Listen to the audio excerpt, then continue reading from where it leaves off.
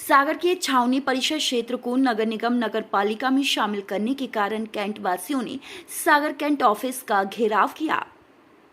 मोदी सरकार द्वारा देश भर के समस्त छावनी परिषदों को नगर पालिका नगर निगम में शामिल करने की मुहिम तेजी से चलाई जा रही है, जिसके लिए कमेटी का गठन किया गया था, जिसको लेकर कैंट वासियों का कहना है कि कमेटी में सागर से अध्यक्ष और सीईओ को शामिल किया गया और सागर कैंट KV3 एवं B4 लैंड को कमेटी द्वारा नगर निगम में शामिल एवं उनके निराकरण से संबंधित कोई भी मामला नहीं रखा गया है।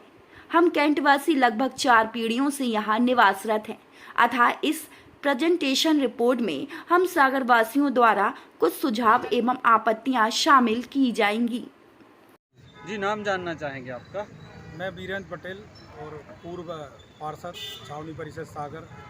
आज हम सब लोग यहाँ पर जो सागर नगर निगम में कैंट मर्ज होने जा रहा है उसके संबंध में आए हुए हैं, क्योंकि ये मुहिम तेज़ हो गई। कल सागर कैंटोनमेंट बोर्ड का प्रेजेंटेशन दिल्ली में है, तो हम लोग जानने आए हैं कि B3 B4 लैंड का जो मर्जर में क्या प्रावधान आपने रखा है, टैक्स की व्यवस्था क्या होगी, क्या हम लोग सिविल एरिया में चिन्हित किए गए अथवा नहीं।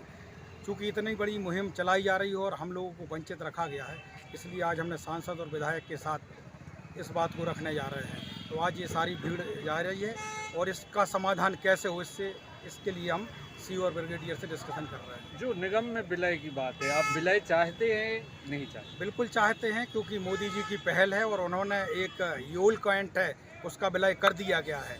अब बाकी कैंटों की व्यवस्था भी यही की जा रही है और एक मुहिम बहुत तेज़ है, कुछ ज़्यादा समय नहीं लगने वाला है।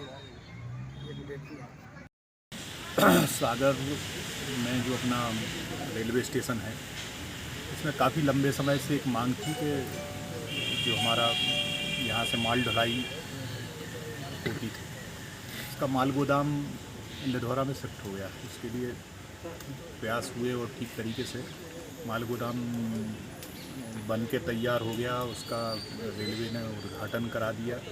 उस उद्घाटन करने में स्वयं गया था, लेकिन फिर बीच में अभी लोगों के द्वारा जानकारी आ रही थी कि माल गोदाम शिफ्ट होने के बाद भी यहीं से रैक लग रहे थे, यहीं खाली हो रहे थे, यहीं से सब कुछ काम चल रहा था। अभी जबलपुर GM की बैठक में मैंने इस बात को बोला था कि आपने फिर उद्घाटन के लिए इतनी जल्दबाजी क्यों की, जब आपको यहीं से आपकी सब कुछ हो रहा है। तो वहाँ से एक नीतिगत ये निर्णय हो गया कि और आज आदेश भी आ गया उसका कि लोडिंग अनलोडिंग यहाँ पे आने वाले दिनों से बंद हो जाएगी। और इसके लिए मैंने काफ़ी सख्त तरीके से इस बात का मैंने विरोध किया था कि ये मनमानी है आपकी कि आप कहते कुछ हैं और करते कुछ हैं। सागर की ये लंबे समय से मांग थी कि यदि माल गोदाम यहाँ से शिफ्ट होगा तो हमें बाकी के 3-4 नंबर के जो 2 प्लेटफार्म हैं, 2 प्लेटफार्म मिलेंगे। दूसरा, हमारा सागर का चयन अमृत स्टेशन में हुआ है।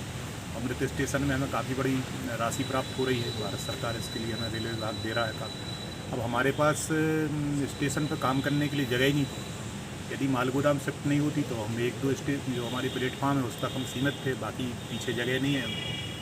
तो ये 3-4 नंबर के प्लेटफार्म खाली कल से हो जाएंगे। तो कल DRM अपनी पूरी टीम के साथ सागर में है।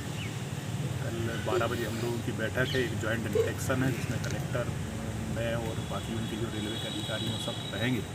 12:30 बजे के बाद फिर एक जॉइंट बैठक है। उस बैठक में सागर के रेलवे के हिसाब से जो विकास के काम हैं, अमृत योजना में एक बड़ा बजट भारत सरकार ने उपलब्ध कराया है, तो उसको भी हम लोग देख रहे हैं कि सागर में कैसे सागर का स्टेशन एक सुविधायुक्त, सुरक्षायुक्त, साफ़ सुथरा रहे, स्वच्छ रहे। उसकी दृष्टि से उनने कुछ इनिशियल तैयारी की है। कल उनका प्रेजेंटेशन है, उसमें कल हम लोग भी अपनी तरफ से कलेक्टर साहब, बाकी अन्य और जो रेलवे के जानकार लोग हैं उनको बुलाया हम लोगों ने। बाकी PWD, कैंट, ब्रिज, सब अधिकारी उस बैठक में रहने वाले हैं। और रेलवे की कई अन्य अभी जैसे हमारे लोकसभा क्षेत्र में 9 ब्रिजेज ऐसे हैं जिसमें कुछ तकनीकी समस्याओं के कारण उन ब्रिज के टेंडर नहीं हो पा रहे हैं। तो ये विषय भी मैंने रखा था कि 9 ब्रिज बड़ी संख्या होती है, यदि इसमें आप तकनीकी कुछ कठिनाइयाँ बता के इनको आप करोगे नहीं, तो जो 24 में आदरणीय मोदी जी का विज़न है कि 24 तक हमें बाकी बहुत से काम ऐसे हैं जिनको हमें 24 तक प्रारंभ कर देना है कामों को, तो हमने कि ये हो नहीं पाएंगे। और हमें खुशी है कि हमारे जीएम ने इस बात को गंभीरता से लिया है और डीआरएम और पूरी तकनीकी उनकी जो भी टीम है वो कल सब सागर में है। और रेलवे एक, मोदी जी हमेशा कहते हैं कि विकास का इंजन रेल है, तो इस बात को गंभीरता से लेते हुए रेलवे की अन्य सुविधाएं हमारे लोकसभा क्षेत्र के साथ पूरे सागर जिले को प्राप्त हों, ऐसी हम सब लोगों की मंशा है और हमें लगता है कि इसमें हम ठीक रास्ते पर जा रहे हैं। सर, जो ये प्रस्ताव है जो ये जो प्रस्ताव है छावनी परिषद को नगर निगम में विलय करने का, तो इसको शहर के और जो छावनी परिषद के रहवासी हैं उनकी समस्याओं के लिहाज से और शहर के विकास के लिहाज से आप किस तरह से देखते हैं और जो विरोध हो रहा है उसे कैसा मानते हैं? नहीं, ये इसमें विरोध करने का कोई कारण नहीं होना चाहिए, क्योंकि कैंटोनमेंट एरिया में जो बस्ती है, जो सिविलियंस वहाँ रहते हैं, उनको मूलभूत सुविधाएं भी नहीं मिल पाती हैं। शासन की जो लोक कल्याणकारी योजनाएं हैं, उन योजनाओं का लाभ उन तक नहीं पहुंच पाता है, तो ये तो उनके साथ अन्याय है। तो अगर हम उन्हें न्याय दिलाने की दिशा में कुछ आगे बढ़ना चाहते हैं तो इसमें किसी का क्यों विरोध होना चाहिए। और मैं ज़रूर आपके माध्यम से कपिल जी कहना चाहता हूँ कि शहर से अब कैंटोनमेंट एरिया जो है, आज से ब्रिटिश टाइम पे ये इस्टेब्लिश हुए थे। उस समय से आज के समय में पॉपुलेशन कहीं की कहीं पहुंच गई और शहर का जो एक्सपेंशन है वो बहुत ज़्यादा हो गया है। तो ऐसे समय में जो कैंटोनमेंट की प्रॉपर्टीज़ हैं और वहाँ पे सिविलियन निवास कर रहे हैं, आज की तारीख में हम देखते हैं वो नॉन प्रोडक्टिव बनी हुई हैं, क्योंकि आप उसमें ना कोई कंस्ट्रक्शन कर सकते हैं, उसमें ना कोई एक्टिविटी कर सकते हैं, तो शहर का विकास रुक गया है। तो शहर के विकास को आगे गति देने की दृष्टि से ये काम करना नितांत आवश्यक है। इससे शहर का भी विकास होगा, वहाँ के निवासियों को उनकी मूलभूत सुविधाएं भी मिलने लगेंगी और निश्चित रूप से ये सबके लिए विन विन सिचुएशन है। और कैंट को जो है उनके उपयोग की इक्विवेलेंट वैल्यू की ज़मीन जो है वो मध्य प्रदेश शासन और अन्य राज्य जहाँ कैंटोनमेंट एरिया हैं उनको उसकी व्यवस्था करनी चाहिए। सर, जो ये प्रस्ताव है जो ये जो प्रस्ताव है छावनी परिषद को नगर निगम में विलय करने का, तो इसको शहर के और जो छावनी परिषद के रहवासी हैं उनकी समस्याओं के लिहाज से और शहर के विकास के लिहाज से आप किस तरह से देखते हैं और जो विरोध हो रहा है उसे कैसा मानते हैं? नहीं, ये इसमें विरोध करने का कोई कारण नहीं होना चाहिए, क्योंकि कैंटोनमेंट एरिया में जो बस्ती है, जो सिविलियंस वहाँ रहते हैं, उनको मूलभूत सुविधाएं भी नहीं मिल पाती हैं। शासन की जो लोक कल्याणकारी योजनाएं हैं, उन योजनाओं का लाभ उन तक नहीं पहुंच पाता है, तो ये तो उनके साथ अन्याय है। तो अगर हम उन्हें न्याय दिलाने की दिशा में कुछ आगे बढ़ना चाहते हैं तो इसमें किसी का क्यों विरोध होना चाहिए।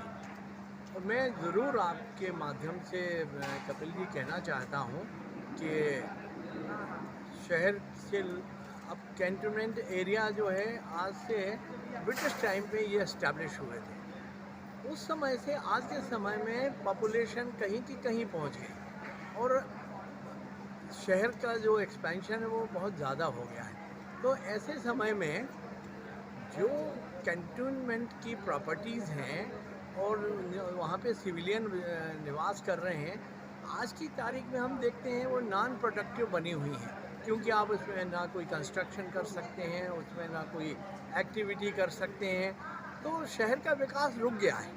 तो शहर के विकास को आगे गति देने की दृष्टि से ये काम करना नितांत आवश्यक है। इससे शहर का भी विकास होगा, वहाँ के निवासियों को उनकी मूलभूत सुविधाएं भी मिलने लगेंगी और निश्चित रूप से ये सबके लिए विन विन सिचुएशन है। और कैंट को जो है उनके उपयोग की इक्विवेलेंट वैल्यू की ज़मीन जो है वो मध्य प्रदेश शासन और अन्य राज्य जहाँ कैंटनमेंट एरिया हैं उनको उसकी व्यवस्था करनी चाहिए।